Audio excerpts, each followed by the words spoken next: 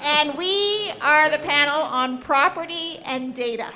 And I'm going to begin by introducing us very briefly. So I'm Katrina Wyman. I'm a professor here at the law school. And I'm joined by several of my colleagues and one person who came here from Utah. Which one of these things is different? George Contreras, a professor of law at University of Utah. And then my colleagues, Chris Brigman, Jeannie Frommer, and Jason Schultz. And they're all intellectual property experts, and I'm not. I know something allegedly about more traditional forms of property. Okay, so I'm just going to start off with a few introductory comments, and then we're going to try to have a bit of a dialogue. It's a little program. We did talk about things a bit in advance, so they know what I'm going to ask at the outset, but I'm hoping that we will have quite a free-flowing exchange. Okay, so I have been here for a good part of the day, not the whole day, and I guess one thing that's really struck me over the course of the day is that we're talking about this topic of data, but as Daniel Francis, actually, I think you put it very well on your panel, you said, well, data isn't a unitary subject about which it's useful to have a single discussion. And I think that nicely captures something that's really struck me over the course of the day, is that when we're talking about data, we're really talking about many different things. And there are many different categorizations that we could run. And Jason made this point actually too when we were talking before the conference. So we could distinguish different types of data based on who owns the data or whose data it is or who generates it. We have individual data, data about individuals or that they generate in some way by uploading it onto a social media website, for example. And then data that corporations maybe generate through the algorithms that they use to process all this data that individuals have uploaded or they've captured from individuals, okay? We could also differentiate data based on the subject or the type of data. Somebody referred on the previous panel, I think, to this as a way of differentiating data. So data about transportation, where you're moving, data about your salary, data about your medical status. Okay, those are different types. And we could say, well, depending on the type or the subject of the data, you might have different values or different concerns about maintaining privacy. Maybe you're going to be more likely to be concerned about maintaining control of your medical information compared to, where you are at 2 a.m. in the morning. You might have the opposite intuition depending on where you were at 2 a.m. in the morning as well, okay? But there are various ways of cutting things, and so I think that's been a real take-home message from me today. A second thing I would say that's relevant to our panel in particular is that just as there are many types of data, there are many types of property. So property is also not a monolith. You can have various property rights of various degrees of robustness, and you can measure robustness along various measures. So how enduring is the property right? Is it perpetual? Is it term limited? Do you have a right to sell it or not?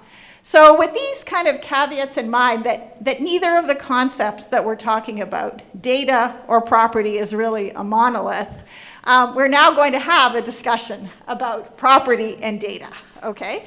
And what I thought we would do is kind of talk about, in general, I think that what we're kind of talking about is what role is there for property in the management of data, okay?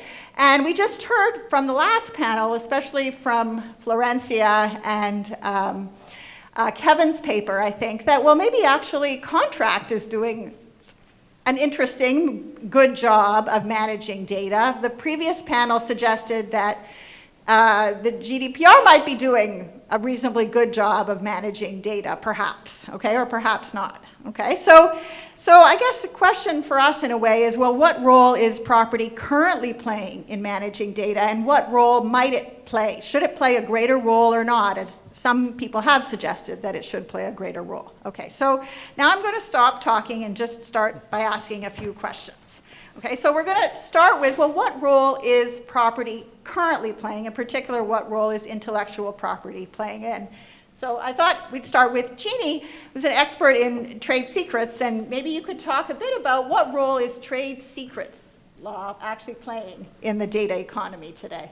Yeah, so it's a funny question to answer, because if you would have asked me this even just a few years ago, I think I would have given a very different answer. When I started teaching trade secrets here as a standalone course a few years ago, I kind of would carve out to the students that the software sector, that whole sector, was less relevant in the trade secret space, because that's material that wouldn't be protected under the requirements of trade secrets. And for those of you that are not familiar with it, in order to get trade secret protection, you can protect almost any type of information. So that's a very broad category of things, but it has to be secret or relatively secret. It has to be not generally known or not readily ascertainable by others, and you have to, among other things, take reasonable efforts to keep it secret. That was something that was very hard to do in the data and software space for a long time, just because of the way the market worked. You released software to the world and you gave the code, and people could reverse engineer it. But as a few things have happened, that is something that's changed in this data world. And I think, there have been a number of those things, but I think two of them that are quite relevant here are the increasing importance of data in shaping the value of what companies are doing. So whether it's Facebook or many of the other types of companies we've talked about today. And also, I think it's been the development of the cloud. So both of those things have meant that data and software are things that can be kept secret in a way that they couldn't so easily in the past, meaning that you just keep all your data that informs your models internally, and you could keep the software that you've generated also to yourself. I mean, the user sees the user interface and interacts with it and could guess at some aspects of it, but you really could keep the code to yourself in a way you couldn't in the marketplace in the past, and not the very distant past. And so both of those things have made trade secrecy a very attractive option for protecting, let's say, innovation, right, in this sector. And I'm troubled by this in many ways, and we could talk about that, but I think it's become increasingly important in this space, in addition to or in substitution to other forms of intellectual property. Okay. Now, Jason, you've written quite a bit about the role of copyright and licensing as forms of property in the current digital economy. Do you want to talk a bit about what role you see those bodies of law and other IP areas of IP? Sure. Yeah, I mean, it's basically a mess, is the short answer. And in part because there's, I mean, in the digital economy, right, we say it as if it's a thing that is distinct, but it is actually incredibly messy, right? And we think about all the transactions that are going on in all these various ways. And, there has been a kind of historical guiding force in IP law where business models would sort of push IP law to develop in certain ways, but not others, right? So depending on which industries were dominant, either directly through, policy and legislation and, interventions, or just because, the economics or sort of judiciary would sort of say, okay, well, this is really what copyright is about now. It's about books, or it's about music or movies or these things, right? And it's the digital economy evolved. I mean, not only the rate at which it evolved, but also the many, many directions in which it evolved were very disorienting, I think. And so, you really saw this distinction happen between physical goods that were embodiments of copyrighted works, like a book, right, or a DVD or something like that, which is even digital, but it's a physical embodiment. And there was this sense of like, okay, well, we can kind of still think about what these things are in terms of copyright. Like, I own the copyright in the book, but each time I print a book, it's a different, copy of that. And copyright had this long-standing rule, it still does, that called the first sale doctrine, where when the copyright owner authorizes the making of a copy, and the copy is then transferred to someone else to own, right? Either you sell it, or you give it away, or some other means by which you let it go into the world. You lose, as the copyright owner, all rights in that copy. So when a publisher sells a book and you buy it, you own it, which means you can mark it up, give it away, do whatever you want with it, right? And in parallel to that, in like the 1950s, the software industry had a different model, in large part because of the technology and the economics, which where you had giant sort of mainframes that where you had terminals and you'd log into them and things like that, or you'd have like these kinds of business-to-business relationships.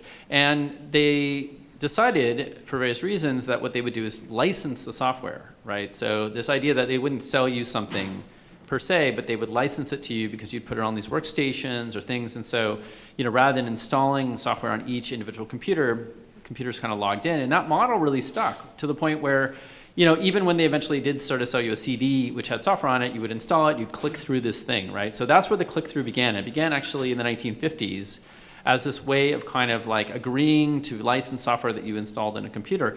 And what was interesting is the origins of that were that it was really a disclaimer for liability. It's like, our software is really janky. We don't know if it's going to work. And basically, by clicking on this, you promise not to sue us. Please, please, please don't sue us.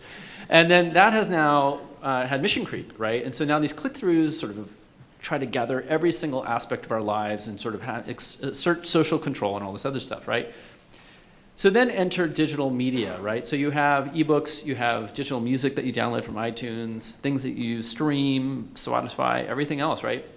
What is copyright doing with all that is a really interesting question. It's a bit of a mess. And so there are cases going on right now that are litigating this, but there's this real question of like, does this first sale doctrine apply to ebooks? Does this first sale doctrine apply to digital music that you own, like you buy from iTunes? And Apple says you own it.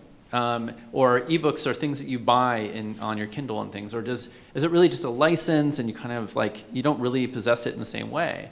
And that has a couple different impacts that are just worth noting as the digital economy and the data aspect of the digital economy become much more blurry, right? These objects are becoming much less distinct even digitally, right? So what is a file anymore, right? Like we used to download a file. Well, now it's like a million different bits and on a million different servers that we may access at different times, and it may actually be the same file that everyone else is accessing or not, or these other things, or it might be personalized for us, right, in some shape or form. And so I think copyright law in particular is having a very tough time right now figuring out what to do with this first sale doctrine and this notion of intellectual property and personal property. And it's particularly in copyright law and digital media right now, but I think it will essentially be everywhere in the digital economy that has any kind of IP right, because these doctrines apply in patent, they apply in trademark. Essentially, the trade secret gets exhausted sort of in other ways when it becomes public. So it's not the same kind of idea. But there are even fact issues in that where, like, if you have Amazon Alexa, on your Echo, and you think you bought it, right? Well, what did you buy? What do you own and what does Amazon own? I mean, even the iPhone. Apple for years fought people who tried to jailbreak their iPhones by claiming that you don't actually own your phone that you bought. This has come up with vehicles and cars and things and lots of pacemakers. There are companies, medical companies, who say you don't own the pacemaker that's actually inside your chest, right? You're just licensing it. So these are ongoing questions, and the Internet of Things and all this stuff. So we can talk more about that, but that is, I think, the digital economy and the digital data problem around IP and exhaustion. Chris, do you want to talk a bit about the role that, you have this interesting paper on the second digital disruption and the role of streaming, and you want to talk a bit about the implications, sort of the role that you see copyright playing, and then how you're thinking, well, maybe you don't need a strong copyright, maybe. So first, before I do that, I have to clear out of my brain the image of returning the pacemaker when the license is over. Because in copyright law, one of the ways in which we've distinguished between a sale and a license is the idea that at the end of the license, you return the thing. Right. So the idea of licensing a pacemaker is deeply disruptive. So let me talk about a less deep disruption, but still a significant one, which is related to what both Jeannie and Jason have had to say. So we've moved to the cloud in terms of data storage, and we've also, in an analogous move, we've moved from the transport of data from producers to consumers to a two-way system where data is transported back and forth between producers and consumers. So think about iTunes. So iTunes, when you downloaded some music, you got a delivery, and it was a digital phonorecord delivery, and you had some data.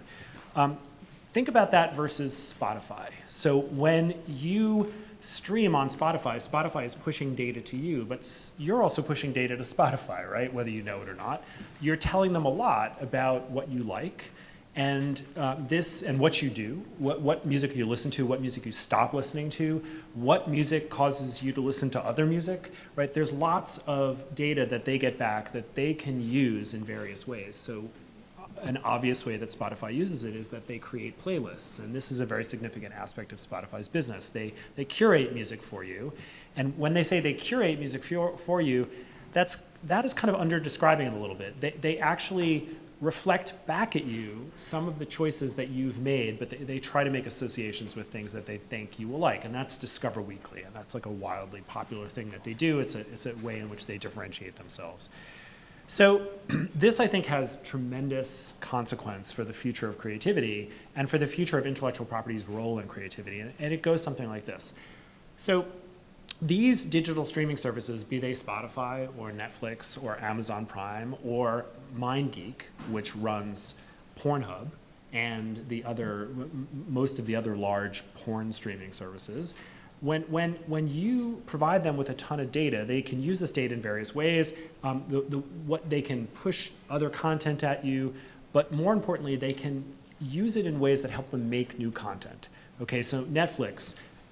10 years ago, they were sending you DVDs in the mail. Now they're one of the largest studios in Hollywood. How did they get that way? In part, they got that way by using very creatively, very adroitly, the data that you give them. It gives them a comparative advantage in the production of new creative content. MindGeek is probably out in front of everyone else on this. So Cal Rostiala, my co-author, and I spent the last 2 years communicating with them. We know them through their funders.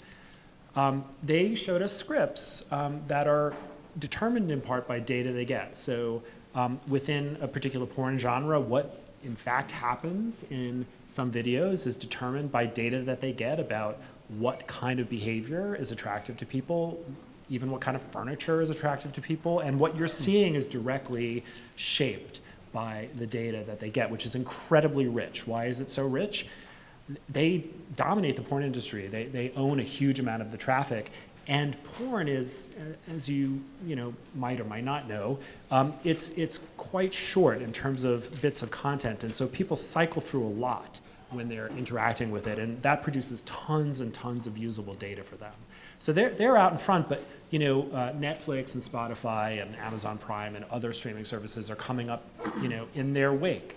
So what do I think this will do? I mean, I think it changes some of the basics of creativity. So we used to have this Promethean view of creativity where, the creator kind of brings fire to you. Cal and I think, on current trends, we might one day be talking about not a Promethean, but a panoptian view of creativity, where creativity is a form of surveillance. And what gets created is in part us being reflected back at us, right? So what does that do to the basis for intellectual property? Well, on a moral level, it's harder now, maybe, in the future, to identify the creator as a single person. Creativity looks more like a dialogic process. It's always been that way, but this of course, magnifies that framework greatly. On the economic side, so the promise, and I think Netflix illustrates this promise very well, of this data-driven creativity is that it reduces the risk of the enterprise. So, one of the most famous men in Hollywood said, nobody knows nothing in Hollywood, right? So imagine if some people knew something.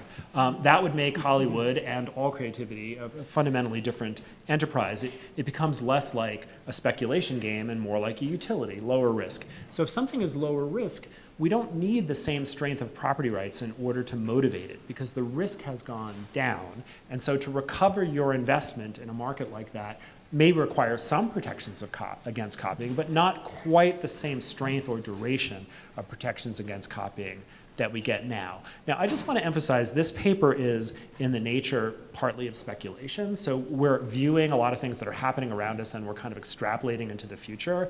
This is a set of observations about what might happen. But if any of this does come to pass, this would represent a truly deep reordering. Unlike the advent of things like Napster and Grokster, which disrupted some business models, this would really change the way creativity actually happens. It wouldn't just disrupt the intermediaries, it would disrupt the creators. And that's both welcome and terrifying at the same time. So I'll stop there. Chris, just a bit. I saw something the other day. I wondered if this might relate. So I read the story, so I don't know the deep background of it too much. But there's a story about how Netflix was advertising on the interface in ways that were racially different, based on a combination of its algorithms and data and characteristics. Like the same film, they would show different scenes from it or something, or different versions of the cover, even to the point where, like, if they essentially thought you were black, they would show the black characters or things like that. And I didn't dig too deep in it, but I did read the Netflix response, which was like a blog post and saying, this is just the algorithm, kind of, standard BS response in my mind. But I'm just wondering, does that tie to this theory or not? Or? Yes. Okay. So one of the things, so when you access the Netflix interface, you see a bunch of tiles, right? And those tiles contain titles that they're pushing at you. So the data is good enough where they're not just pushing the titles at you, they're pushing the particular stills that you see associated with those titles. And their way of pushing those stills is remarkably subtle. Right, so they're not looking at things necessarily like your age or your gender. They're looking at much more subtle things like, do you like characters with great emotional range, right? And if you do, they'll push like the character with the greatest emotional range at you, right? So they're touching things that maybe haven't been touched before. That's the quality of the data that they're able. And race is, they'll say this is just the algorithm speaking. Yeah, I mean algorithms speak, but only after they're crafted to speak in a certain way. I don't know how deeply they see into this, but I wouldn't be surprised if we see things like this again and again and again. Interesting.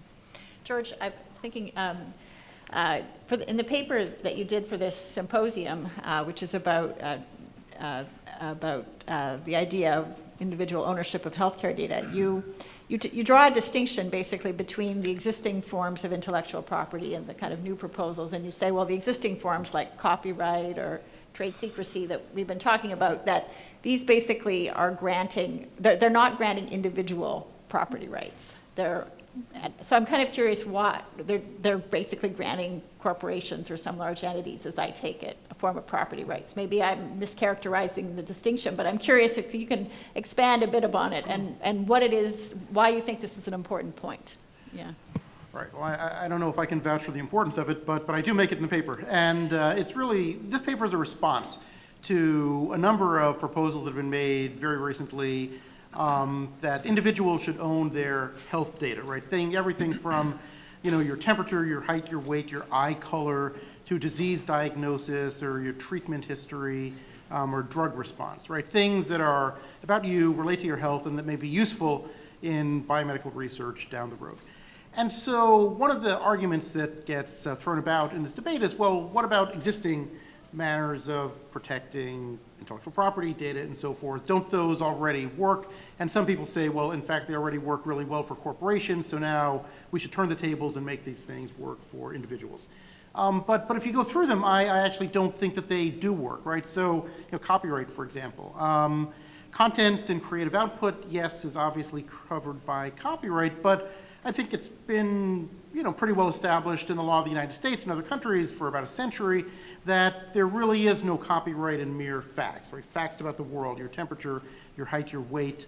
In cases like INS and AP with the hot news, the sports scores, ticker, stock ticker information. None of these things are copyrightable since they're just facts.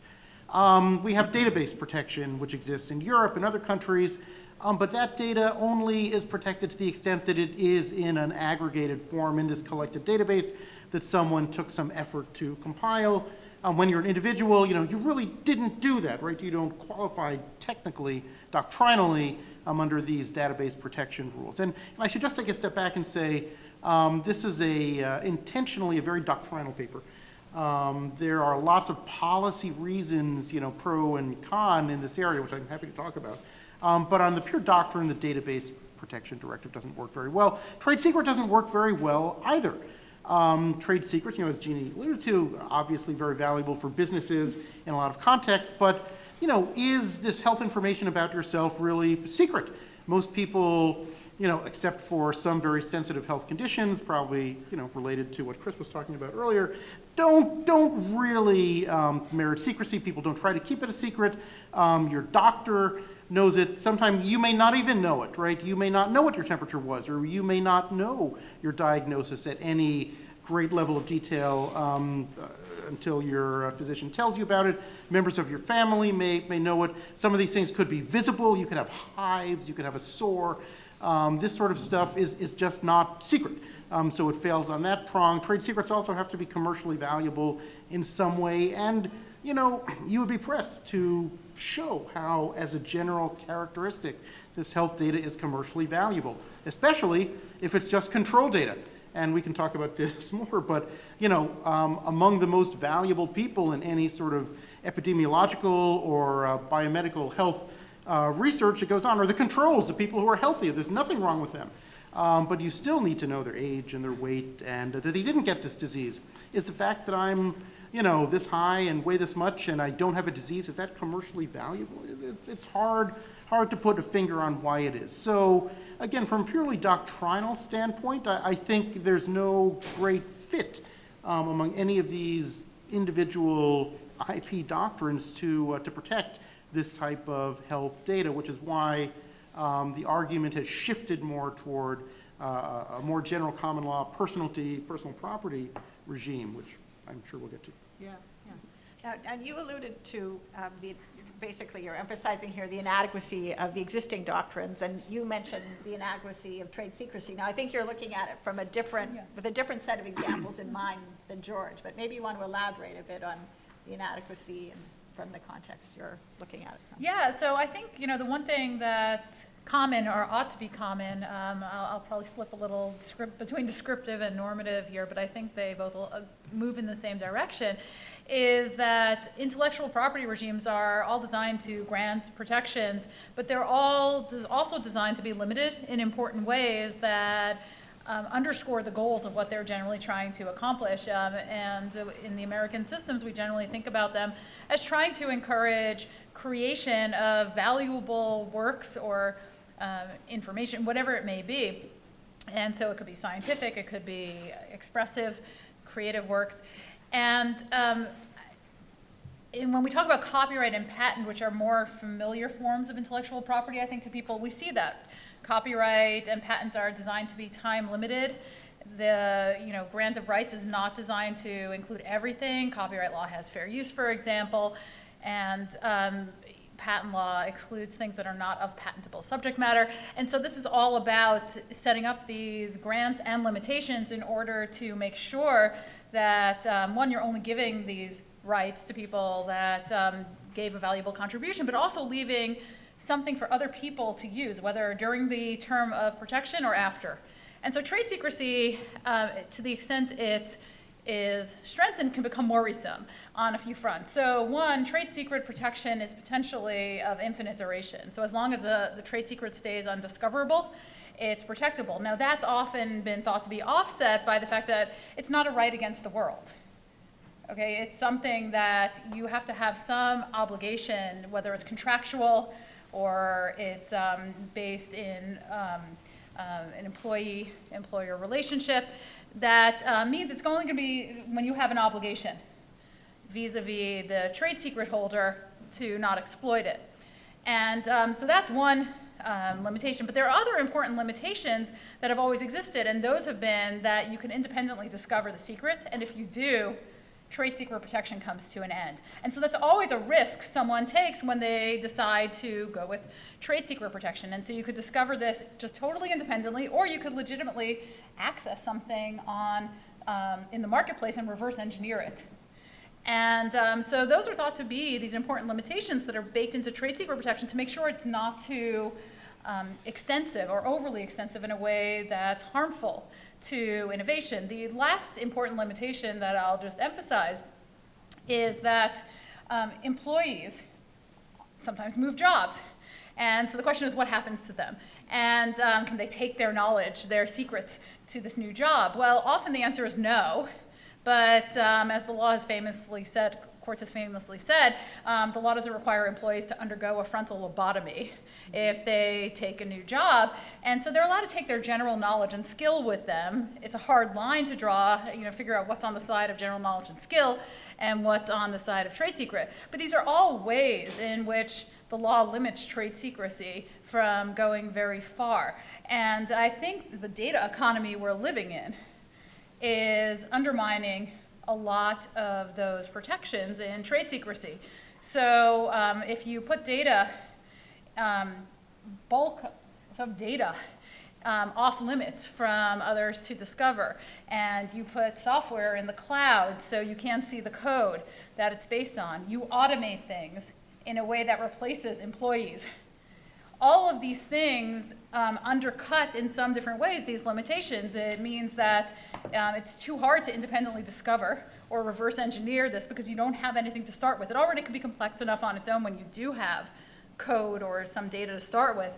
But when you have the mountains that you have now and the complexity of code that's sitting off-site, it's become too hard to do that in most cases. And in addition, to the extent we're automating things, it means that those you have fewer employees to carry their general knowledge and skill from place to place. I mean, that's generally been thought to be a way that information travels and data travels from place to place. And so by cutting off all these limitations in the current data economy that we're living in, trade secrecy becomes very attractive for companies and very dangerous because it's making it too hard for other people to build on innovations, and it's worrisome for competition as well. So can I say something parallel to that? So you're describing this dynamic where agglomerations of data create market power and limit competition, right? And potentially even limit innovation. Yeah.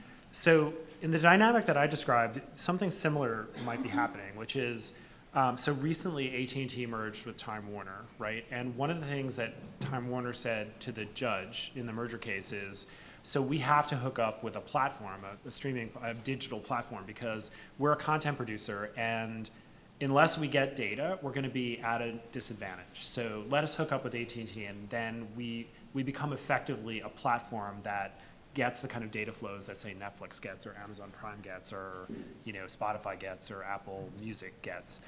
And the judge bought that. I mean, it was one of many arguments that the judge bought to approve the merger, but the judge bought that. And that, I think, is true. So, if in fact data-driven creativity creates this competitive advantage, one way to understand this is just this increases the effective scale or the competitive scale of firms in these content production markets. So bigger firms that have these platforms that can collect all this data, they become better at producing programming. So then this raises the question, so is this it may be better for these firms, they produce better programming, more appealing programming, but it may limit competition from other firms because it raises barriers to entry. So on net, do we get more creativity? We might get more creativity from the firms that we have left, but we may get fewer firms. We may get less diversity of creativity, especially. And then this raises the issue, so is there any policy response to this, right? Because this is trade secret information. Yeah. The networks are typically not porous, right? They are cloud entities, so this information is relatively easy to keep secret. So what do? Do you declare it essential facility? Do you have some kind of requirement of data brokerage that companies like Netflix will sell data to would-be video streaming services? I mean, I don't know what the response is, but these are the questions. If I could just jump in two things there to add 2 points. So the other problem that you also have with this, or advantage, is how you reverse engineer a lot of these systems, if at all, right? So there's actually a lawsuit that the ACLU has brought on behalf of a lot of researchers who are interested in algorithmic accountability. And what they want to do is they want to test a lot of, say, like advertising networks like Google AdWords to see if they show black people one ad and white people another, or men one ad and women another, so that we can understand whether there's biases baked into these algorithms. And yet there are laws like the Computer Fraud and Abuse Act and the concerns about terms of service, where if you ran a botnet for that purpose, right, to test whether there's civil rights violations going on, you could potentially go to jail for 35 years in a federal prison. There are a number of laws that are sort of anti-hacking laws that sort of fight against this reverse engineering, and because they were designed in an era where the people who did this kind of stuff still want to manipulate systems, right? So there's those concerns, I think, too, about the kind of safety valves here that I think are worth paying attention to. And then the other thing I just wanted to mention, too, and this kind of is related to what are the policy interventions, so that's why I want to mention it, right? So with autonomous vehicles, one of the things that the Obama administration did at the very end was have a kind of, series of conversations from the National Highway Transportation and Safety Administration with the various autonomous vehicle companies, everything from Ford and VW to Google and whatever and Uber, about how they were thinking about the safety data related to their experiments, like if a car crashed or not. And they all claimed trade secret. And they said, well, when we have incidents, we collect data. And they said, well, we might sue you for that, right? In other words, that data is proprietary, whether it crashed or not. And so in that sense, there's like a whole way in which this sort of question of what are the rights in data can actually interface directly with policy concerns in other arenas. I don't think that has been resolved, but I think that kind of also sort of puts it in perspective of what's at stake. Yeah, and so let me bring this back to health, right? Because I think there are some really interesting connections here, right? So Chris is talking about data as a fuel for innovation, right? And Jeannie as well. This data is useful, and so how we protect the data may eventually affect what sort of innovative output we get from companies like Netflix and content producers and whatnot. And you've got a parallel question in the health area, right? So you have all this individual data from millions of people, when they got sick, what their treatment response is, and that feeds into an innovation network as well, drugs, therapies, and healthcare, right? And so the question, I think, in all of these is how should the data be protected, if at all? Should it be, and on the sort of the content and the electronic platform side, it's very convenient because the data is all collected by these single players, right? By Netflix or by an aggregator, by a website. In the health side, it's different. The impetus is to move that ownership to the individual. So the individuals sitting at their TVs who are making the selections of what programs to watch, as opposed to Netflix, which collected all of that data about the individuals. Where do you, at which level in that supply chain for the data do you put the sort of the ownership chip? You could very well put it at the individual level, which is what's being proposed at the, in the healthcare space. And if you do that, you get into significant fragmentation problems. Netflix would have a much harder time targeting the thumbnail to you if it had to ask you, is it okay if we use your preferences and what time you watch and the neighborhood you live in to figure out this stuff about you? It'd be more expensive, and they would probably get less data. And so it's not that important, maybe in the case of Netflix, but you might get an inferior result as a result of holdouts and the extra cost involved. On the health side, it's important too. And people pulling out, not contributing and whatnot, if the ownership chit is placed at that lowest level, has potentially serious problems. And the innovation is not occurring at the level of the data creator in either case, right? We're not trying to encourage people to innovate by choosing programs that they like on TV. Like people are not innovating when they get sick or because they are a certain height. That just happens. Those are facts about the world. The innovation is happening at the next level, the level of the aggregator or the level of the person who's doing something with the data. So here, the drug company who's using all of this data to figure out how to make the next drug, or the public health officials who are figuring out, oh, guess what, there's an outbreak of Zika virus in North Carolina. We should do something about that. But it's not the people who have the Zika virus who are innovating, and they're really not the subject of the kind of innovation discourse that we usually have in this area.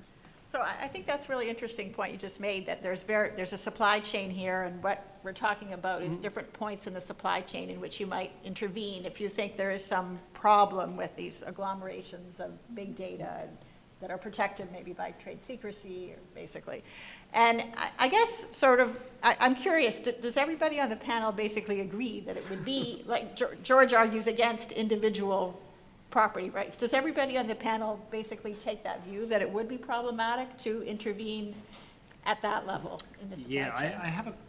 I have a small observation about one area where we might want to consider it. So it's in health. So in the healthcare system, we have data that's held by hospitals and by insurance companies, and to some extent by providers. And one of the ways in which each of those players in the market limits competition in each part of the market, and also leverages its market power against other participants in the market, is by basically holding that data captive. So if I am a patient and I want a kind of healthcare analysis company to use my data to give me some kind of information about my health, my future, often that's going to be difficult to do if the data is held by the hospital, by the provider, by the insurance company. So I'm not sure this is an ownership claim, but what I would actually be interested in is a way of piercing the ownership claims of others for the purpose of making healthcare data flow. Yeah, so you're absolutely right, and that exists to a degree. It's not utilized often enough, but under HIPAA, there is a right for individuals to get their data out of these collectives, and we've actually seen this happening. So we all know the story of Myriad Genetics, a Utah company, spin out from a university, which had patents on the BRCA1 and 2 genes for a number of years until 2013, when those patents were invalidated by the Supreme Court. But even before 2013, Myriad realized that we'd better do something about our market position, and they decided to stop releasing their data about variants, genetic variants that they found. And there are 3 main variants that were patented. There are thousands of variants that give rise to elevated cancer risk in patients. And they held these secret, and they used them to great effect, and they still hold them secret. And that's why Myriad is still in business, still doing great, even though it no longer has the patents on these genes. It has this huge competitive advantage through trade secret. And leverage through patents. I mean, that's, I think, collected. one of the really important points in this context is that patent law is often used to get the exclusive right on the patent in the first place, gets everyone to use you. And then you collect all this data, and then you could take what you use and use it as a trade secret during patent term and after you have no more patent left. Yeah, absolutely. But in the health context, though, there is a safety valve, which is under HIPAA. You are allowed to petition to get that data from the company. And individuals, there's a collective action problem here, of course. The thousands and thousands of people who get their BRCA testing aren't necessarily going to do this, but it's the ACLU, right? The ACLU, who brought the patent cases to start with, has now started to explore this data area and is collecting patients to get together to collectively get their sequencing data out of companies like this and releasing it to the public for exactly that reason. One other thing, though, that I think it's a question of are we all down on the property model, right?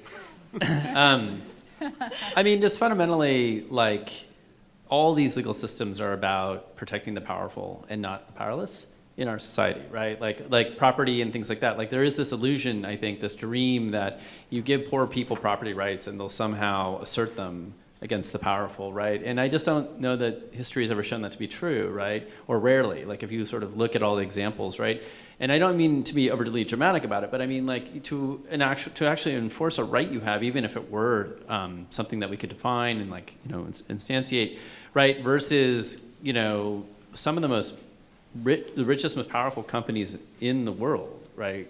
I just don't know that makes sense to start out as a model either, just from a policy point of view, right? So for me, it's always more of a consumer protection model, right? And thinking about who are the enforcers of consumer protection, whether it be Attorney General or FTC or these other places, and that maybe class actions in certain contexts, right? I mean, this has been a long time issue in privacy information law, and so you can't look at these situations in the abstract. I think you have to look at them in the real business models and aggregations of power. And so when you have so many platforms who basically are built on surveillance capitalism and these other kinds of things, a single intervention is unlikely to dismantle a system, I guess, in my experience.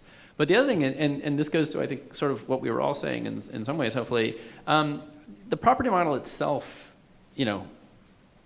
I'm more of the intellectual property, not the other kinds of property. So maybe Katrina, you can sort of jump in here on this as well. But like, you need some definition of scope and notice and meets and bounds, and these kind of things have been always the way that I've traditionally thought about it. I mean, this is the first sale problem. When I had a book, from the library, I may not know what the intellectual property rights around that book are, but I know what the book is in some sense. Like, I have a sense of the thing.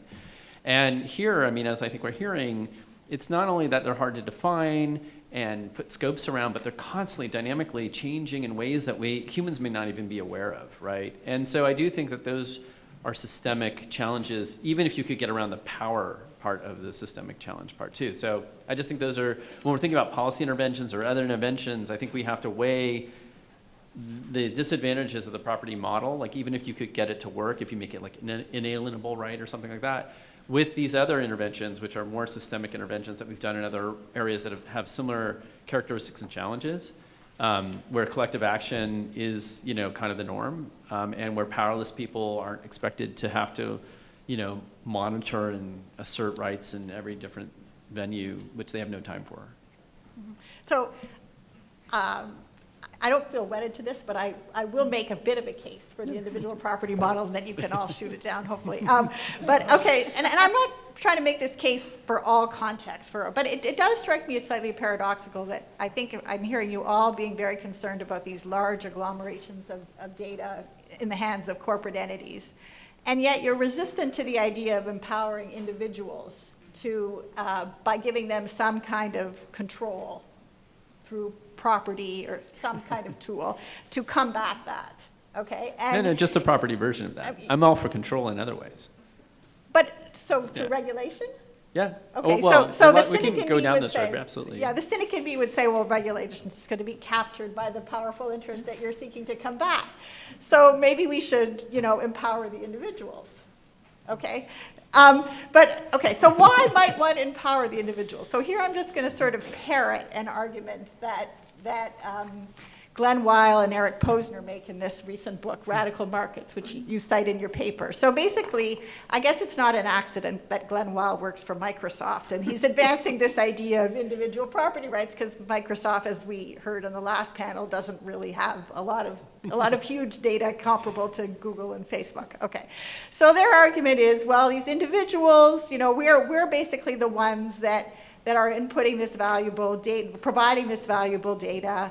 It's our labor in some sense. And also, I think it's partly a distributive argument that they're making, that in a way these big companies are making money off of us. So, and it harkens back to the Moore case that we read about and study in torts and property. Well, we're providing this input, so don't we have some entitlement to some of the revenue stream? So I guess I'm wondering, and then there's the sort of the concerns about privacy and autonomy that, have historically motivated empowering individuals. So, why do you guys all just shove all these arguments to the side? Why do they think we're not getting part of the revenue stream? I provide a lot of data to Google and I get free Gmail. That's like an implicit payment. So, whether a business model produces something of value to me, and whether the data I provide makes it cheaper for me is certainly relevant to whether I use it. I feel better about using Gmail than I feel about using Facebook for precisely that reason. So that's one problem. The second problem is this if value then right argument is just always troubling. Because who's creating the value? So I do things, like I watch a movie on Netflix and I pause at certain points and I skip certain points and then I watch some other movie and they make a relationship between what I just watched and what I next watched, and that gives them data about my tendencies and maybe other people's tendencies that are somewhat like me in some way. Okay, but they built the system that captures that data and they're charging me $7.99 a month for it, which the pricing, if the market is competitive, must reflect the value that they're providing to me minus the value that I'm providing to them, right? The price mechanism is supposed to take care of this so that I'm not giving something away for free, that my data is in effect being priced. So I just don't understand the argument. I don't understand it to have any actually footing in reality, which surprises me because they're both fairly economically literate people. Yeah, right. Without criticizing them, this sort of Lockean idea that we should, that property rises from the fruits of our labor, maybe that works in terms of actual organs and, more spleen cells and whatnot. But in terms of data, it doesn't really, right? And exactly, Glenn Cohen has a very nice rebuttal of the Lockean argument for property in health data in a chapter he just wrote, right? I mean, we didn't do anything to create this data. It just happens to us, right? We get sick, we weigh something, we eat something. We're not making any effort at all. There's really no reason to reward anybody for this information about the world as this happens to be channeled through us. And like Chris says, there is a reward, right?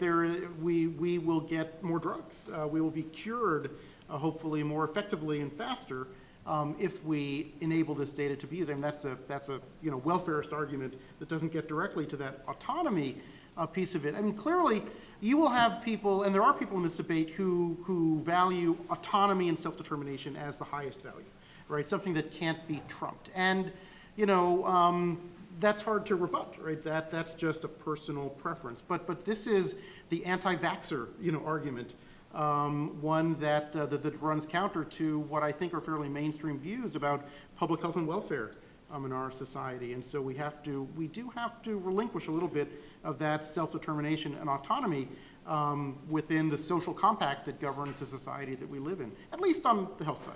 Can I just ask you something? I found this so fascinating, this reference to the Lockean argument, because when there's so many, you may not take a Lockean framework on this, but Locke starts out with you have property in your body. Right.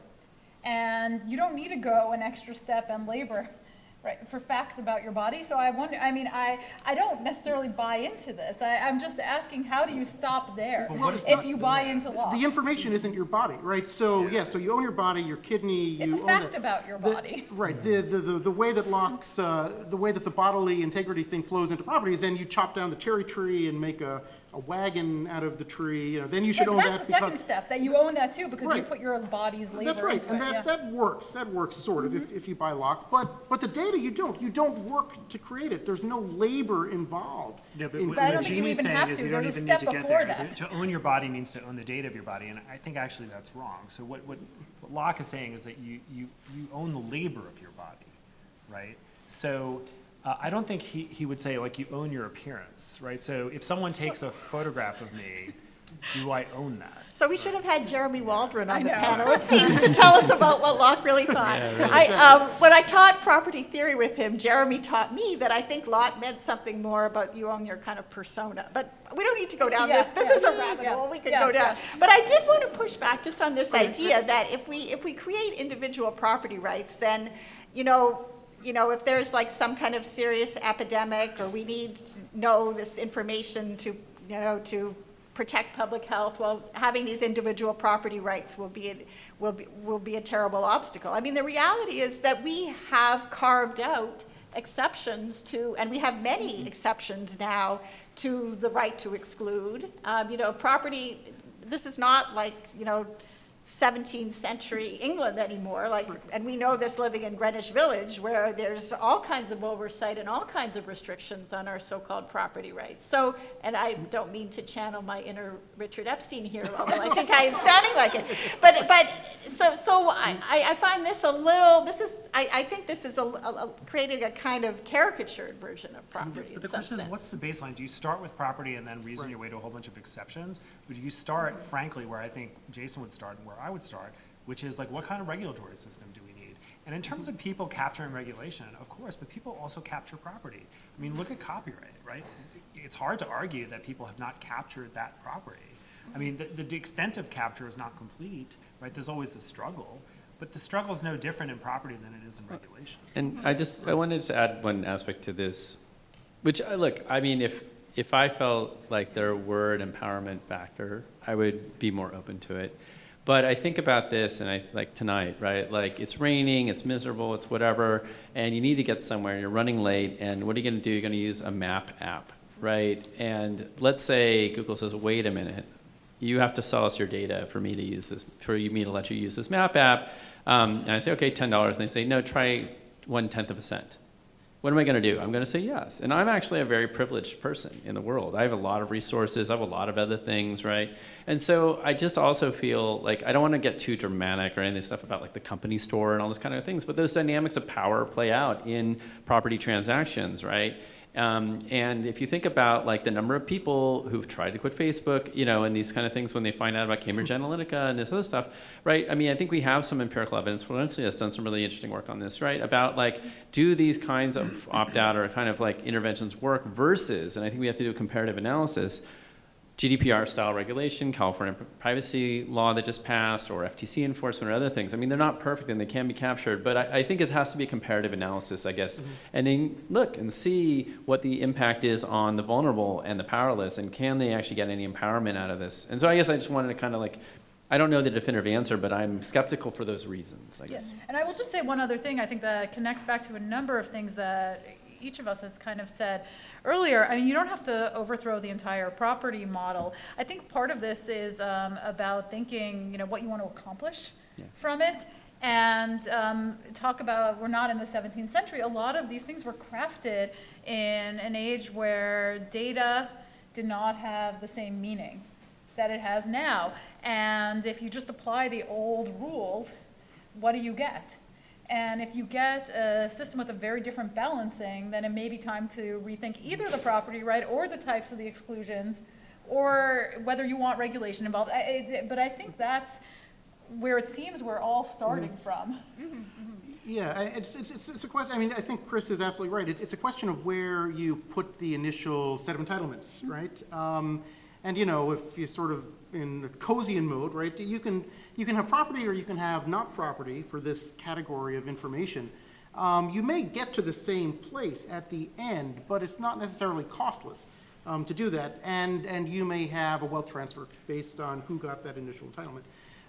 And there may be welfare differences. And so, yeah, you can have a Swiss cheese property system, that you do, but that seems like a suboptimal place to start. And like yes, and I think that sensible regulation, which we already have by and large, is good enough and protects people, and we can just keep enhancing that if we need to. Do all of you agree that in the different fields that you study, and you are studying a variety of fields, that the regulation that we have is sensible, or do you think that there's a serious need right now already to start looking at other forms of regulation, given the agglomerations of data? I mean, yes. So, I mean, a lot of the work that I'm doing lately just is in the realm of machine learning and due process, civil rights, and you know, these kind of disparate impact questions with the AI Institute. And so, there's just a lot of growing evidence that, I mean, laws like GDPR as we heard earlier, may have opportunities to intervene into the kind of impacts that these systems are having and these aggregations of data, but it's unclear that they're going to be sufficient. So I think we have to kind of watch and see, but I think we are seeing a lot of questions around trade secrecy, especially being an impediment to knowing whether your rights have been violated, having a sense of redress, a lot of these things. And so I do think there will be important questions coming out of the disputes we're seeing now that will then demand answers. But I think the disputes around how data is being used for or against us, whether we're getting discriminated against or not, or whether we're suffering some sort of other ill outside of privacy, we're going to learn a lot more, and then we'll probably have to do more about it. Yeah, and I will just say, at least on the trade secrecy front, I mean, some of the, one of the things that's very troubling in the background of trying to use regulation in this space are some of the judicial decisions that happened in the past decades when governments, in particular, I'm thinking about the First Circuit did this in Massachusetts when they were trying to regulate tobacco and insisted on getting information about the ingredients in tobacco from the tobacco manufacturers. And not only did the tobacco manufacturers say, no, this is our trade secret, they went to court and said this would be a taking of our property to require us to share this data. And normally I've never fully understood this decision, because normally governments can take, they just have to pay. The court entirely shut down the law from even existing, didn't give the option to pay, and said, this is an unconstitutional law, and you don't have to share this because you have an expectation that this trade secret would be protected as a trade secret. And they can change the law and require you to share this A information. constitutional expectation that this trade secret, Yeah.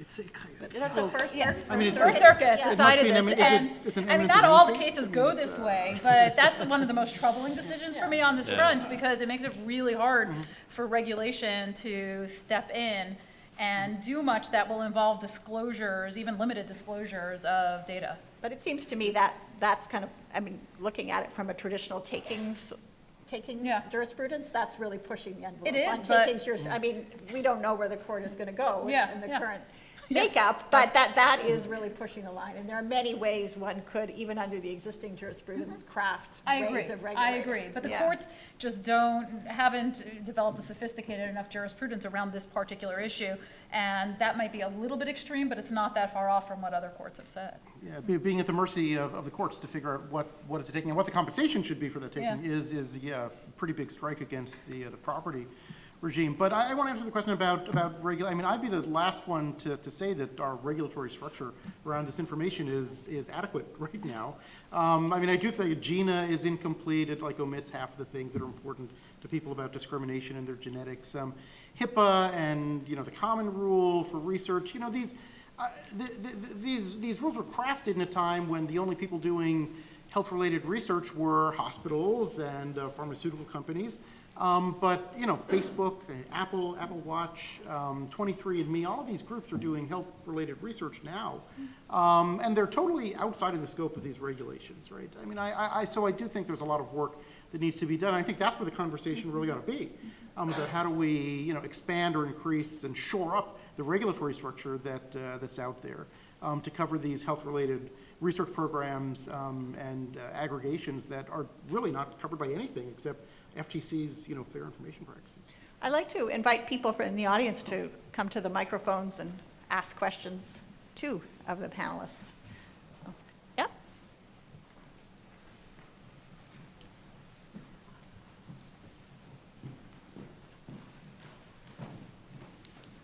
Hi, this is Vaibhav Parikh from Nishit Desai Associates. I'm an Indian lawyer. It's a very fascinating discussion, thank you. We are having similar discussion back in India. I had a question. I think panel we were discussing whether the data which we give to social media site like Google and whether we should earn revenue from it. And one of the panel members said that we are already doing it because Google is giving something in return to us, right? I was just thinking whether that's a right line to go by, and not because it is right from intellectual property perspective, but just go away from it and just look at it tax perspective. Whether, for example, IRS will consider that, hey, if I'm giving data to Google and Google is giving me revenue, then maybe I should make it as a part of your income and I should tax you. Coming from where I am coming from, my jurisdiction, it is not inconceivable tax department will deem it to be in your income and add it to a revenue. Is it something which is conceivable and right direction to go? Thank you. No. Because the administrative cost of actually totaling up that economic activity would make would be stratospheric. But I mean, look, I think it's just, it's an interesting fact about data. So there's nothing that says that I need to send an email or do a search or watch a movie or look on Facebook. I don't need to do that, right? They are inducing me to do that by offering me something of value. And in exchange, I am giving them something of value. The pricing of those services, as Google will say like 1 million times, and they're right about this, the pricing of these services would be different if it weren't for that underlying data exchange. So there is an implicit flow of value. The idea that our data is worth something intrinsically is odd. It's only worth something in a market. And we've got markets for this. So I'm missing the problem, I guess. Yep. Thank you all for the discussion. I really enjoyed it. It's livened up my afternoon. I would like to problematize how the definitions that we're using, particularly around work, value, and data. At the beginning of this discussion, we tried to say, data is a lot of different things, and we're going to be slipshod with that usage. And I'm worried in the way that we say, data creation is not work. And, you know, there's some sort of valuation and, you know, there's a differential flow.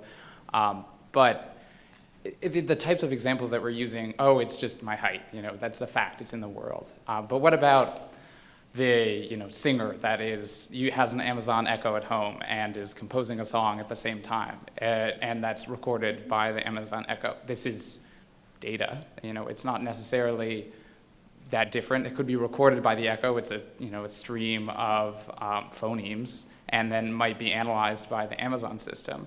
But it seems to have a different valence than just height. Yeah, Or and I these will other- say That's even actually to a great that, I mean, I think all the so many of the examples we've been Yeah. talking about are along those lines. I mean, using Gmail to write emails.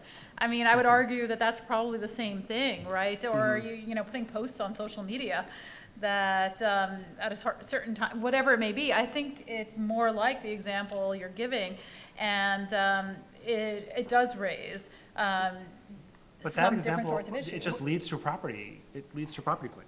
Well, The sounds that you make into the, I mean, that's creative output, right? I mean, that's a work of authorship, it's a musical composition, it's protected by copyright. Right? I mean, Well, it's oddly, because it's being recorded with Yeah, your permission exactly. by Amazon.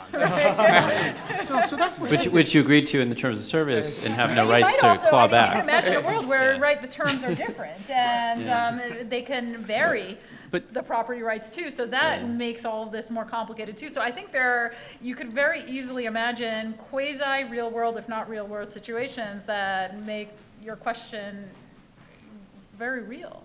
Yeah, the other thing, though, I mean, there are huge labor issues behind all these systems. In fact, Astor Taylor and Lily Ronnie and a bunch of other scholars have written about photomation because it's like not automated. It's actually like humans are. So there was an article the other day about how like Koreans have been training all the self-driving cars and things like that. And like there's a huge labor exploit practice. Mechanical Turk itself is like hugely exploitative in a lot of contexts, right? Wait, what? And so this connects to that would be my answer, which is that if we want to take this look at from a labor point of view and a human rights worker point of view, I am all with you, right? I just don't want to propertize it is, I guess, my response. Yeah, thank you, everybody. Yeah? Hi, thank you guys so much for expounding on so many different ways that this property/privacy problem can be addressed. I was wondering, since it's sort of been glanced upon, even in your mention that you agreed to the terms of service to the Amazon Echo a second ago, to what extent are we considering the cognitive cost of property-based views of personal data? If we're not reading terms of service, or we're trying to read terms of service and getting down to section 3, where there's like maybe a reference to the privacy policy and then giving up, even though on section 8 is where you sell your child. Is that something that we're considering, and to what extent are other considerations about privacy when you delete something in an email because you're not sure how Google might collect it or your search? Is that characterized as an externality to these free services that we're actually paying for using our data?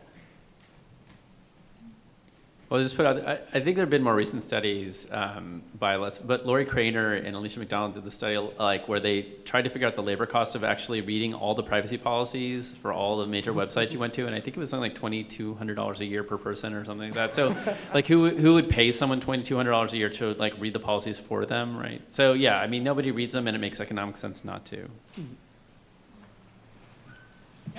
Hi, I wanted to have a bit of a go at sort of expanding more imaginatively what Katrina was asking, because I feel like partly here the issue is trying to analogize to traditional IP, but if we flip it, I don't really understand how you can be so dismissive of property and yet justify the hoarding of data for all time with no impositions by companies. Under what basis? I mean, I think that we'd have to then problematize that in the same way. And I think this is, to me, the nub of why people reach for property, to say, how can it be that there is no interest, which may not be, doesn't need to be commodified. It can be very much like in the body, the way that we treat legally the body, and then have systems of law around us. So that in the same way, Chris, when you say you can walk down the street, you say, you don't have to use Gmail, and no, you don't. You don't have to walk down the street, but when you do, there's all sorts of legal instantiations around that act. And I feel like there's the same, we could think about it in the same way with our digital body and the traces of it and the ways that perhaps we need new areas of law to respond to what that actually is in the world in a sort of more meaningful sense than, little bits of privacy law, little bits of, IP that doesn't touch it, but something that more reflects, I don't know, unjust enrichment and these other domains. So I just wanted to see if there's a bit more to, how this comes into being as a sort of asset. Yeah. So I don't mean to suggest, because your question is, it hits the heart of what I think this is about, right? So it doesn't mean that if you don't favor a property right in individuals and their data, that doesn't mean that you also favor the right of companies to hoard data. So there's a whole bunch of interventions that might make sense depending on circumstances. I don't think unjust enrichment is particularly promising because I don't see the injustice, right? So I think what I'd like to do is kind of get away from justness and get toward things that I really care about. So in the context that I was talking about, which is creativity. So if it turns out that this data-driven creativity tends to further concentrate markets for creativity and results in less diversity and creativity than we are comfortable with, then I think a regulatory intervention that makes data available on some basis, that requires companies to release some portion of their data so that other entrants don't face such enormous barriers, can be justified on the interest of like having diverse creative expression available to us as a country, as a people, as a world. And I don't see, this being so much a justice issue as a kind of democratic health issue. I guess those are related, but it's not that the companies are acting unjustly, it's that it will end up being injustice at some point, which I guess is what I'm worried about. Yeah, justice, I guess I would look at it from a social welfare standpoint, right? So you're absolutely right. If individuals don't own their health data, it will be aggregated by hospitals and then healthcare systems who can then, license it to the pharmaceutical company of their choice. And maybe licensing to one pharmaceutical company might not be the most socially efficient thing to do, even though they might get paid the most by it. And so you have models, though, to address this kind of hoarding, right, and maximization of profit based on this sort of thing. So NIH has guidelines around licensing of patents on biomedical research tools. And they say that if there's something that's a general research tool, PCR, a microscope that you can use in a broad range of research, you shouldn't license it exclusively. You should license it non-exclusively broadly. Now, there are lots of problems with this. They never enforce this, but their heart was in the right place when they put this policy in place. And there's not nearly enough thought about that kind of market access, right, to this sort of data once it is aggregated, but there should be. And I just think that sort of the individual empowerment piece is not going to get us there. That's just going to enrich a bunch of new data intermediaries and probably end up with all the data at that same pharmaceutical company, who then will just have a higher cost, which it will pass along to us in terms of higher drug prices at the end of the day.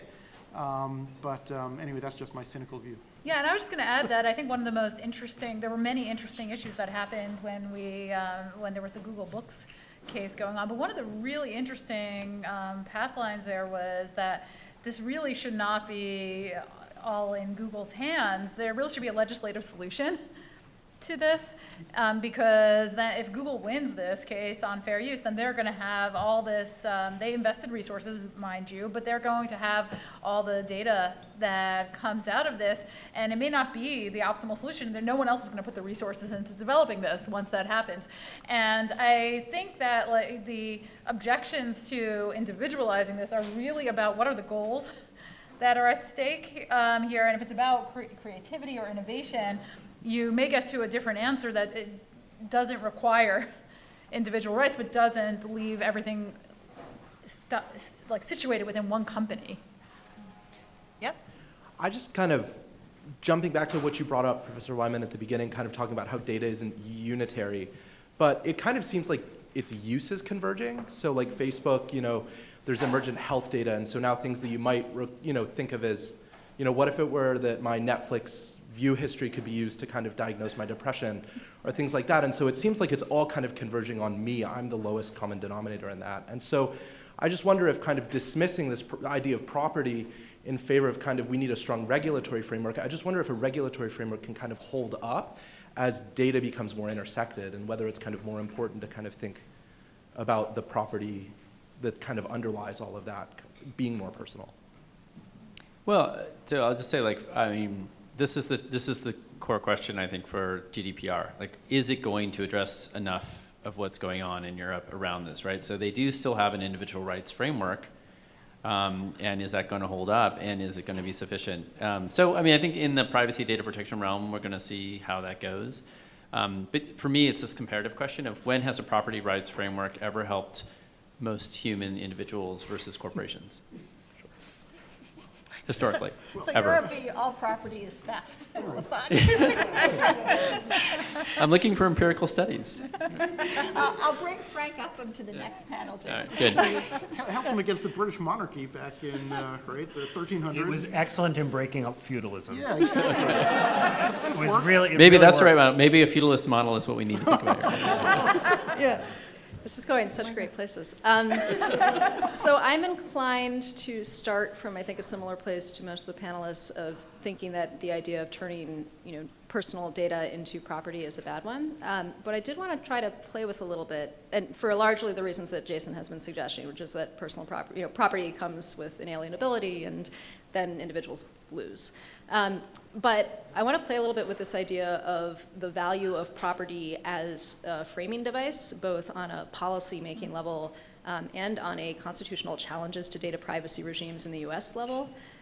So for one, as a framing mechanism for making policy, it is a mouthful to try to convince legislators or those who support or constituents of legislators that the FIPS is like the way to go on data privacy. And then you get into like the details of them, and then you get into the details of the details of the details, and then you're just in a conversation that like is so far from, and I think back to the advocacy efforts around SOPA and PIPA in the copyright space, and the value of having advocates who came forward and said, this copyright law is censorship, and all the academics and most of the academics and the advocacy people, or the lawyers looked at this and said, that's crazy, it's not like First Amendment censorship. But anyway, so framing for policy development, and then the second is framing for constitutional challenges. If personal data is not propertized in US constitutional law, then the First Amendment framework that you face and challenges is completely different. Like, we have this incredibly sort of deferential proportionality-based analysis that you get in the context of copyright law when you have First Amendment challenges to copyright law. And then you, in the context of not property law, get Sorrell and Becerra on consumer protective disclosures. So just to think through a little bit like the strategy of this as opposed to just the sort of academic theory / transaction costs element of it. I mean, commercial speech doctrine is completely screwed up, right? So that is absolutely right, and that burdens the regulatory approach. No guarantee that if you make a property right in data, that the courts are going to treat it like the property right in creative authorship, right? That's kind of historically anomalous. No guarantee we repeat the anomaly. So I'm not sure we automatically shelter ourselves by making it a personal right. But just to follow up on this from another angle, if you remember in the 1960s, Charles Reich published this article, The New Property, and in which he argued for labeling government largesse benefits and welfare benefits, taxi licenses and so forth, property. And that was partly a litigation strategy to get due process protection for these interests. And he was doing it in the shadow of the McCarthy era as well, so it was heavily influenced. He was more concerned about asserting these interests against the government than against other private actors, and we focused largely on the property strategy as a way of dealing with big private actors. But it can also be a strategy against government or trying to promote some kind of government regulation potentially. Yeah, I mean, I'm very attracted to a lot of the things that you're saying. I do worry about how complicated it gets when data builds upon data. And so you might have an individual that generates their health data and someone makes something out of that. And does that have a property right or a quasi-property right, or is it linked to what came before it? It's the connectivity of all of this that I get it as a rhetorical tool, but I worry about constitutionalizing it because it may constitutionalize everything. And just real quick, I mean, as a litigator, I always think about what's the remedy I'm going to ask for when I sue, right? And here, what's interesting is that even one of the strongest intellectual property rights, patents, right? People assume forever, oh, I have a patent right, I can assert it and stop people from doing something. And then we get, the eBay case from the Supreme Court and a bunch of follow-on cases says, well, maybe not. Maybe somebody violated all your rights, but if they can pay you off, it's fine. And then I think about, well, how much money are these companies hoarding in, offshore accounts and things like that? And like, where does that get us? And maybe that money's enough. Maybe that like solves the problem. People feel better because they get some money out of it. But so I do think as a practical matter too, I am thinking about I'd want to make sure that the remedy is something that intervenes into the larger systemic framework. And that's also where I'm a little skeptical on the property side. So we've got 2 more questions, and I think we should take both these questions, and then we'll let Benedict. Then we can get drinks. Yeah. That one? Great. Sorry, I'm holding up the drinks. My question is also about constitutionalizing property issues, specifically with regard to people who are accused of crimes. And this came up a little bit in Carpenter in the oral argument, mostly from Justice Gorsuch, where he tried to say that metadata may be property, one stick in the bundle, and to use that to say that the government couldn't then seize that data and use it against people who are accused of crimes without due process. Very quickly, that went away. The ACLU in their response sort of picked up on this trend to try to get Gorsuch and was like, yes, sticks, bundles, I remember property. But it didn't really develop much, and it wasn't originally part of their theory. And I wonder from the perspective, especially from what Professor Schultz was saying with regard to empowering people who are typically powerless, especially against the government, how the use of property as an individual right could then be protected under Fourth Amendment doctrine and be used to counteract coercive powers of the state to try to put people in cages, and if that might be a place to argue from, maybe not from private business, but from a public policy standpoint. Making this aggregation, a pun not intended, a lot easier. That was precisely a very well-worded version of my question, and the only thing I have to add is directly piggybacking off of that, and maybe in slight combination with Professor Kaminsky's point about strategy, especially facing the courts.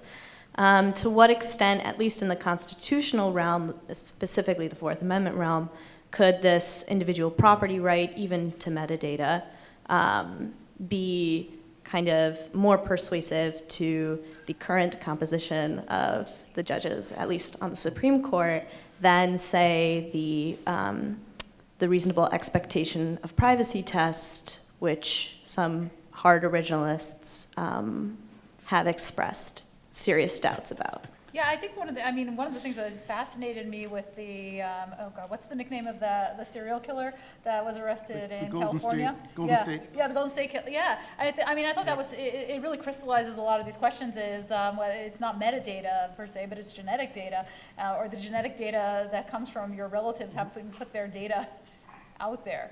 And while it's not the most sympathetic case to think about not capturing a serial killer, as often comes up on procedural sorts of cases, I think it really is a nice case of your relative discloses data about you effectively every time they disclose data about themselves.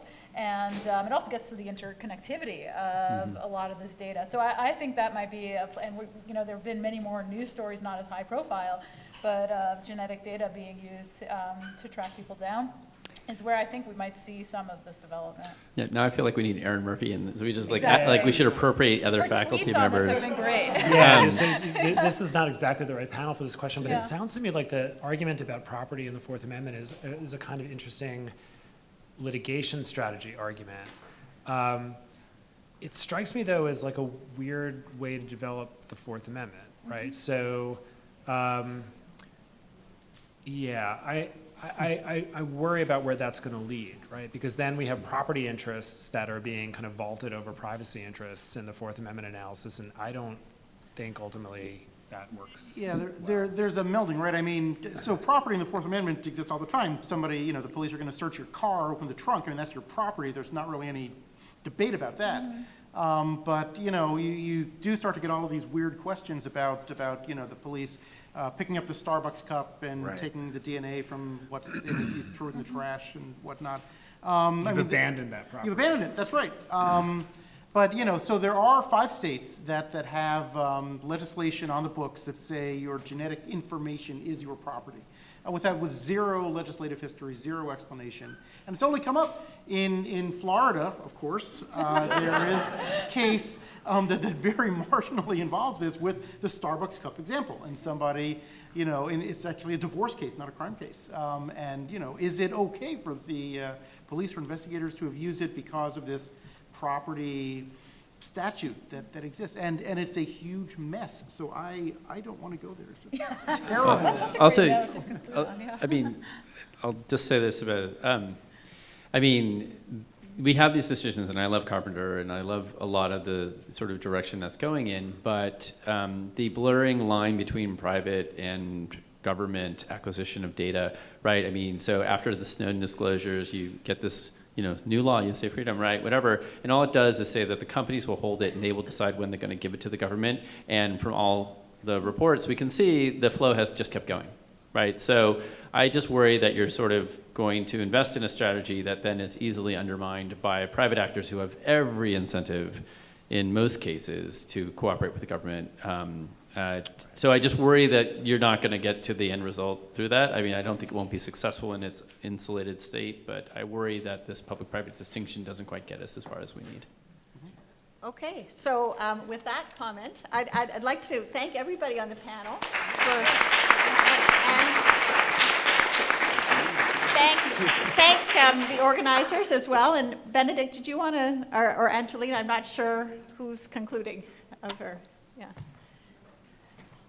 Well, this last panel is really a joy. It sort of actually vindicates one's belief in the idea of being a law professor as actually contributing something to society between the five of you. Thank you very much for doing it. And really all of these panels have been, I think, excellent. I really appreciate all the people who've put the effort into that, and the whole sort of feeling and the gathering and the quality of the discussion and the comments and side comments around the coffee. It's really been excellent. So I kind of feel uplifted by this. And there is a global digital economy, that's pretty clear. Whether data law is intellectually actually a good idea, I don't know yet, but it sort of seems, it's kind of surprising when you search how little, if you find that phrase, data law is a serious phrase, and global data law it barely exists at all except for our links to our thing. And whether Propertize it quickly. Whether it will get beyond that, I don't know, but I'm kind of getting more positive that there is something here. And what's certainly been evident is that it stimulates a lot of serious and kind of exciting thought, actually, bringing these together, juxtaposition and quite deep integration of things which often aren't brought together. So I feel this has been really successful. It's really been a pleasure working with the Law Review, and they began the day, it will now end it. They will also take over the enterprise after that and publish some papers from it, and that will be at least one of the marks in this space, and we hope a kind of prominent one. They have an online part too, which can deepen some of that discussion. And I think at our own enterprises, the Institute for International Law and Justice here and this Guarini Global Law and Tech enterprise, we also will push forward on this and put some things online.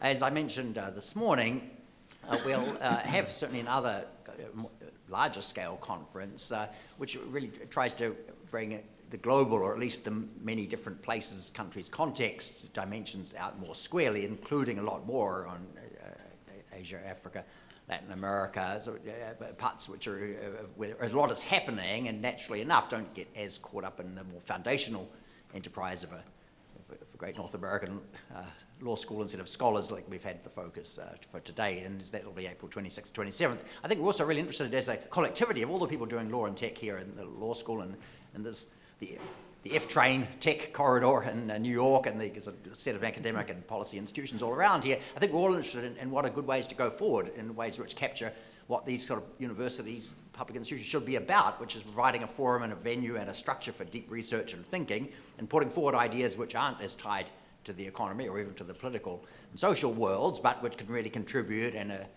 tested and thought out. So we're really glad for suggestions. I think all of us doing any kind of law and tech here at NYU, any of the centers, Engelberg, the ILI, the AI Now, and all the more specific ones are really interested in that. So if you have thoughts about that of any sort, from the student body or the visitors or the faculty, please throw them into the hopper, because I think we're certainly thinking what to do.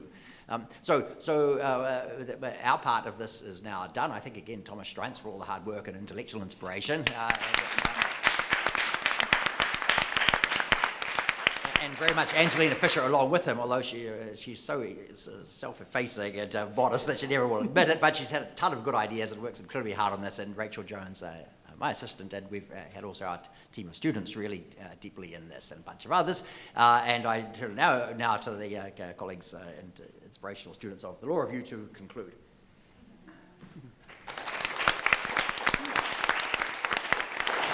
Thank you, Professor Kingsbury. Good evening, everyone. I have the distinct displeasure of keeping you from the food for 2 more minutes, so bear with me.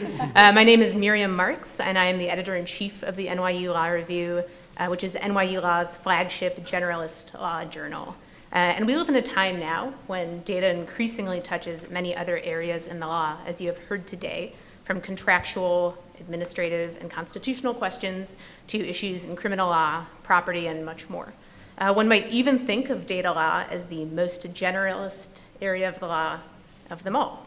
And in examining our 94-year-old history of publishing generalist legal scholarship, I was surprised that the Law Review had not yet addressed these questions and now has the opportunity, fortunately, to engage deeply in the topic of data law as situated within the context of our global digital economy. And I thought this was truly an auspicious time to be collaborating with our fellows at Guarini Center and ILLJ to address this topic. In general, when our journal reviews scholarship for publication, the Law Review's primary aim is to seek innovative ideas that boldly address the challenges we face today. And I can think of no better way than that to summarize the scholarship that has been presented to you. This symposium engaged us in a very critical series of conversations on a rapidly developing area of the law at a time when data-related questions are truly at the forefront of our current events. And particularly because the Law Review will be publishing a selection of today's pieces in our October 2019 issue, stay tuned. I speak on behalf of our entire editorial staff when I say that we are extremely excited to engage even more deeply with this topic in the coming months. So in closing, I would like to thank both the paper presenters, commenters, for their incisive contributions to our discussion today. I would, of course, like to thank the editors of the Law Review, many of whom are in the room. And of course, I would like to thank NYU Law's Institute for International Law and Justice and the brand new Guarini Institute for Global Legal Studies. I believe our collaboration has been very rewarding for all of the parties involved. So thank you once again, and I encourage you to head over to the reception over here.